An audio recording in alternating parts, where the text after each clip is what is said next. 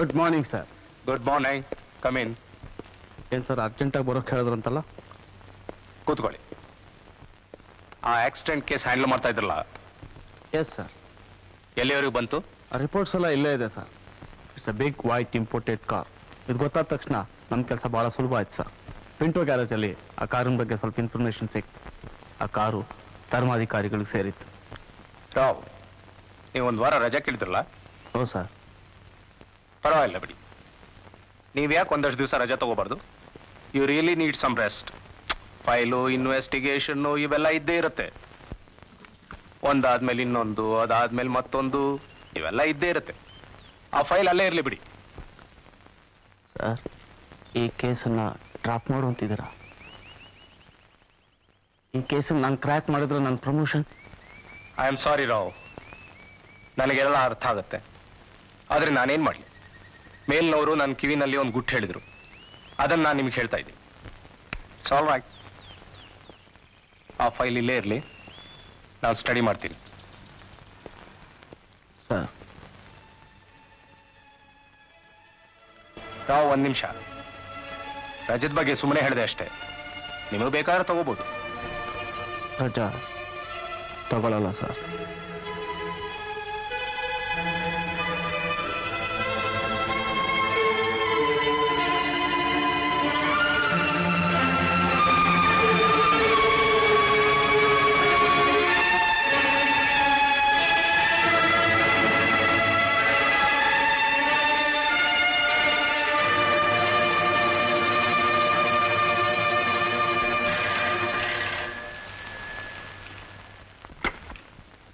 Hello.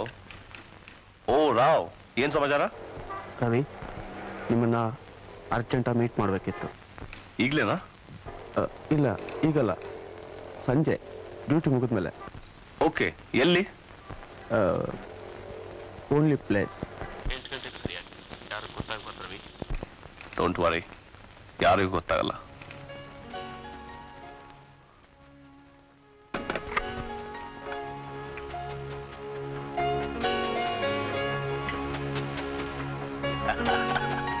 How fantastic news ಇದು. Fantastic ಸುದ್ದಿ ಅಲ್ರಿ. ಊರ್ ತುಂಬಾ ಧರ್ಮಾಧಿಕಾರಿ ಬೈ ಎಲೆಕ್ಷನ್ ಸುದ್ದಿ ಇದೆ. ಮತ್ ನೀವು ಬೇರೆನೇ ಹೇಳ್ತಾ ಇದ್ರಲ್ರಿ? ಅಲ್ಲ ರಾವ್, ಆ ಇಂಪೋರ್ಟೆಡ್ ಕಾರ್ ಧರ್ಮಾಧಿಕಾರಿಗೆ ಸೇರಿದ್ದು ಅಂತ ನೀವು ಹೇಗೆ ಹೇಳ್ತೀರಾ? ಬೇರೆ ಯಾರಕ್ಕೂ ಸಾಧ್ಯ ಇಲ್ಲ. ಆಕ್ಸಿಡೆಂಟ್ ಆಗಿದ್ದ ಕಾರು ಧರ್ಮಾಧಿಕಾರಿಗಳು ಸೇರಿತ್ತು. Wow, dynamite dynamite. ಅದಕ್ಕೆ ಹುಷಾರಾಗಿರ್ಬೇಕು. ಮೈ ಮೇಲೆ ಸಿಡ್ದಾಗ. ಕಾರ್ ನಡೆಸ್ತಿದ್ದವ್ರು ಯಾರು? ಧರ್ಮಾಧಿಕಾರಿಗಳ ಮಗ ದೀಪಕ್. ಅರೆ ಯಾರ್, this is explosive material. Cheers. ಧರ್ಮಾಧಿಕಾರಿ ತುಂಬಾ ಶೂರ್, ಚಾಣಕ್ಯ ಇದ್ದ ಹಾಗೆ. ಅಯ್ಯೋ ಗೊತ್ತು, ಅವ್ನ ಇಡೀ ಜಾತಕ ನಮ್ಮ ಆಫೀಸ್ ಫೈಲ್ ಇದೆ. ದೀಸ್ ಪಾಲಿಟಿಷಿಯನ್ಸ್ ತಮ್ಮ ಮನೆಗಳನ್ನ ನೆಟ್ಟಿಗೆ ನೋಡ್ಕೊಳಕ್ ಬರಲ್ಲ, ದೇಶನ ಉದ್ಧಾರ ಮಾಡಕ್ ಹೊರಟಿದಾರಂತೆ. ಇವ್ರನ್ನೆಲ್ಲ ನಿಜ ಹೇಳ್ತಿದ್ದೀನಿ ರಾವ್, ಒಂದ್ ಗನ್ ತಗೊಂಡ್ ಶೂಟ್ ಮಾಡ್ಬೇಕು. ಓಕೆ ಓಕೆ, ನನ್ನನ್ನು ಮಾತ್ರ ಇದ್ರಲ್ಲಿ ಎಳಿಬೇಡಿ ರವಿ. ಇಲ್ಲ, ನನಗೆ ಕೆಲಸ ಕಳ್ಕೊಳಕ್ ಇಷ್ಟ ಇಲ್ಲ ರವಿ. ನಾನು 2 ಹೆಣ್ಮಕ್ಳು ತಂದೆ. ಇಲ್ಲ ರಾವ್, ನಿಮ್ಮನ್ ಖಂಡಿತ ಹೇಳಿಯಲ್ಲ. ರಾಮಣ್ಣನ ವಿಷಯ ಏನು? ಅವನ್ನೇನ್ ಮಾಡ್ತೀರಾ? ನಾಳೆ ಆಸ್ಪತ್ರೆಯಿಂದ ಬಿಡುಗಡೆ ಮಾಡ್ತಾರೆ. ಅಲ್ಲಿಗೆ ನಮ್ಮ ಅವನ ಸಂಬಂಧ ಮುಗಿದೋಗುತ್ತೆ. ಈ ಕೇಸಿಗೆ ಸಂಬಂಧಪಟ್ಟ ಫೈಲ್ಗಳೆಲ್ಲ ಧೂಳು ತಿಂತ ಕೂತಿರುತ್ತೆ. ಧರ್ಮಾಧಿಕಾರಿ ಬೈ ಎಲೆಕ್ಷನ್ ಅಲ್ಲಿ ಗೆಲ್ತಾರೆ, ಮಿನಿಸ್ಟರ್ ಆಗ್ತಾರೆ. ಆಫೀಸಿಂದ ಫೈಲ್ಗಳೆಲ್ಲ ಸಿಒಡಿ ಹೋಗುತ್ತೆ, ಅಲ್ಲಿ ಕಳೆದು ಹೋಗುತ್ತೆ. ಇಲ್ಲ ರಾವ್, ಆ ಫೈಲ್ಗಳನ್ನ ಧೂಳು ತಿನ್ನೋದಕ್ಕೆ ನಾನ್ ಬಿಡಲ್ಲ. ಅದು ನಿಮಗೆ ಸೇರಿತ್ತು ರವಿ. ಈ ದಿನ ನಾನು ನಿಮ್ಮನ್ನು ಭೇಟಿಯಾಗಿಲ್ಲ, ನಿಮ್ಮ ಜೊತೆ ಮಾತಾಡಿಲ್ಲ, ಆ ಜ್ಞಾಪಕ ಇರಲಿ.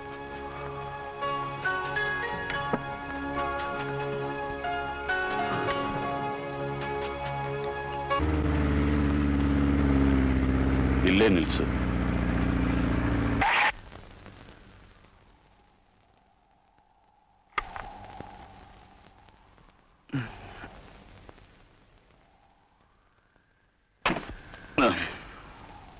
ಬಾ ನನ್ನ ಜೊತೆ.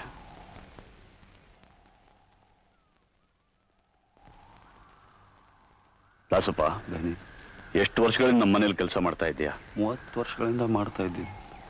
ನಾನು ಯಾವುದಕ್ಕಾದ್ರೂ ನಿಮಗೆ ಕಮ್ಮಿ ಮಾಡಿದ್ನಾ? ಇಲ್ಲ ಧನಿ, ಯಾವುದಕ್ಕೂ ಇಲ್ಲ. ಮತ್ತೆ ಯಾಕೆ ಹೀಗೆ ದ್ರೋಹ ಮಾಡಿದೆ? ದೇವರಾಣಿಗೂ ಅಂಥ ಕೆಲಸ ಮಾಡಿಲ್ಲ ಧನಿ. ಈ ಮನೆ ಉಪ್ಪುಂಡು ಬೆಳೆದೇ ಇದು ಅಂಥ ಯೋಚನೆ ಹತ್ರ ಬಂದಿಲ್ಲ ಧನಿ.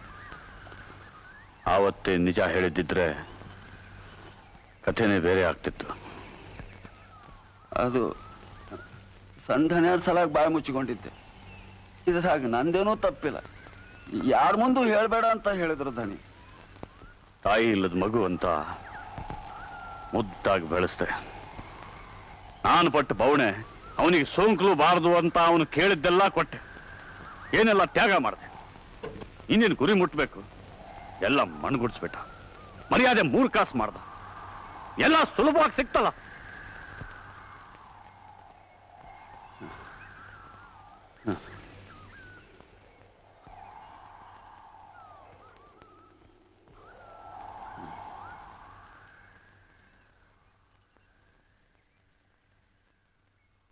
ನಮ್ಮ ಗಾಡಿನ ಮೊದಲು ನೀನೇ ಓಡಿಸ್ತಿದ್ದೆ, ಹೌದಾ? ಹೌದು ಧನಿ. ಆ ಹಳೆ ಯೂನಿಫಾರ್ಮ್ ನಿನ್ನ ಹತ್ರನೇ ಇರಬೇಕು. ಇದೇ ಧನಿ. ತಗೊಂಡ್ ಬಾ, ಸಿಟಿಗೆ ಹೋಗ್ಬೇಕು.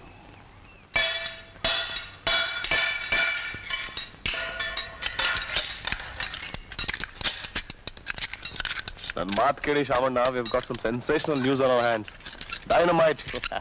ಈ ತರ ಹಿಟ್ ಅಂಡ್ ರನ್ ಕೇಸುಗಳು ನಡೀತಾನೆ ಇರುತ್ತವೆ. ಅದ್ರ ಬಗ್ಗೆ ಯಾಕೆ ತಲೆ ಕೆಡ್ಸ್ಕೊತೀರಾ? ಬೈ ಎಲೆಕ್ಷನ್ ಬಗ್ಗೆ ಒಂದು ರಿಪೋರ್ಟ್ ಮಾಡು.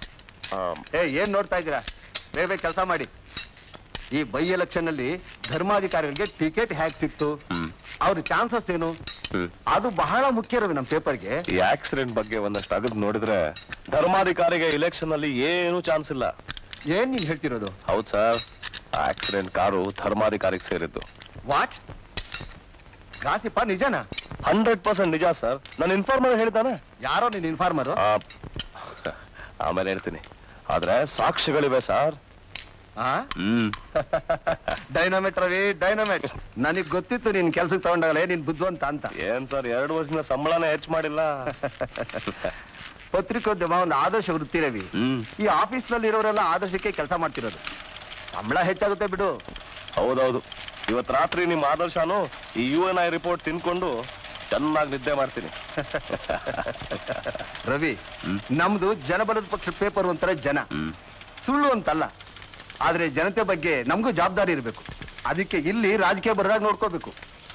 ಪಾಲಿಟಿಕ್ಸ್ ಆಗಬಾರ್ದು. ನನಗೂ ಇದನ್ನ ರಾಜಕೀಯಕ್ಕೆ ಬಳಸಕ್ಕೆ ಇಷ್ಟ ಇಲ್ಲ ಸರ್. ಆದ್ರೂ ಇಷ್ಟೊಂದು ಜನಗಳನ್ನ ಕೊಂದವ್ರ ಬಗ್ಗೆ ರಕ್ತ ಕುದಿಯತ್ತೆ. ಇವ್ರನ್ನ ಎಕ್ಸ್ಪೋಸ್ ಮಾಡೋದು ನನ್ನ ಕರ್ತವ್ಯ ಅಂತ ತಿಳ್ಕೊಂಡಿದ್ದೀನಿ ಸರ್. ಇವತ್ತು ಹಾಸ್ಪಿಟಲ್ನಲ್ಲಿ ರಾಮಣ್ಣ ಹೆಣಗಳನ್ನ ಗುರುತಿಸ್ತಾನೆ.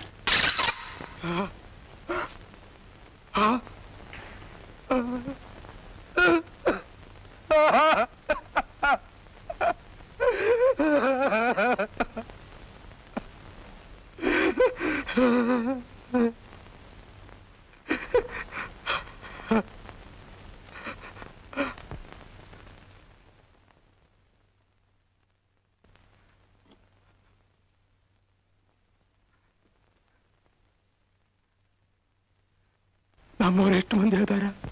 12 ಜನರು. 12? ಊರಿಂದ ಕೂಲಿಗಂತ 18 ಮಂದಿ ಬಂದ್ವಿ.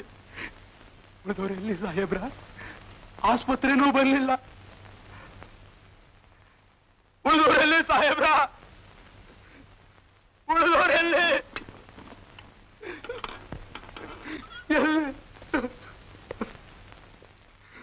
ಇವ್ರನ್ನೆಲ್ಲ ತಗೊಂಡು ಹೋಗಿ ನಿಮ್ ಪದ್ಧತಿ ಪ್ರಕಾರ ಸಂಸ್ಕಾರ ಮಾಡಬಹುದು. ರೊಕ್ಕ ಇಲ್ಲ, ಕೆಲಸ. ಬಾರಮಣ್ಣ.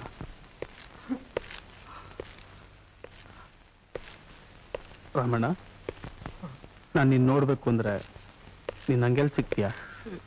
ಇಷ್ಟು ದಿವಸ ಆ ರಸ್ತೆ ಬದಿಲ್ ಮಲ್ಕೋತಾ ಇದ್ವಿ. ಈಗ ಬೇರೆ ಬೀದಿ ಯಾವ್ದಾರ ಹುಡುಕಬೇಕು.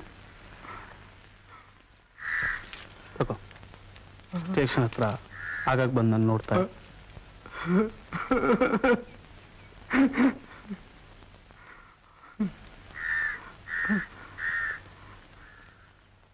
ರಾಮಣ್ಣ, ಮೊನ್ನೆ ನನ್ ಗುರ್ತು ಸಿಕ್ತಾ? ಸಿಗ್ಲಿಲ್ವಾ?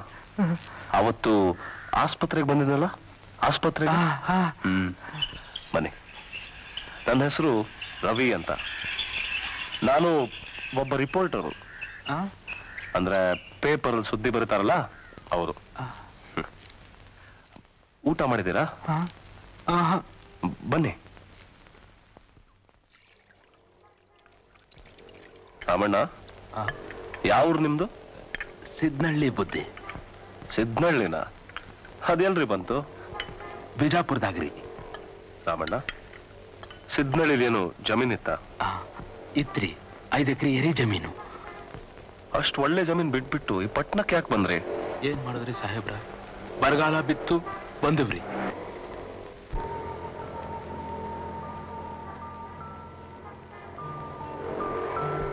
ಬರಾದೇನೋ ಬಂದಿವ್ರಿ, ಆದ್ರೆ ಬಂದೇನು ಉಪಯೋಗ ಆಗಲಿಲ್ಲ. ಈ ದೊಡ್ಡ ಶಹರದಾಗ ನಮ್ಮಂತ ಮಂದಿಗೆ ಜಾಗ ಎಲ್ಲೈತ್ರಿ? ಕೂಲಿ ಕೆಲಸ ಮಾಡಿ ಉಸ್ಸಂತ ದಣದು ಆ ಬೀದಿ ಪಕ್ಕ ಬಂದು ಮಲಕ್ಕತ್ತಾ ಇದ್ವಿ ಸಾಹೇಬ್ರ. ಅಷ್ಟ ಕಣ್ಣು ಮುಚ್ಚಿ ಕಣ್ಣು ಬಿಡೋದ್ರಾಗ ಎಲ್ಲ ಹೆಣ ಸಾಹೇಬ್ರ, ಎಲ್ಲ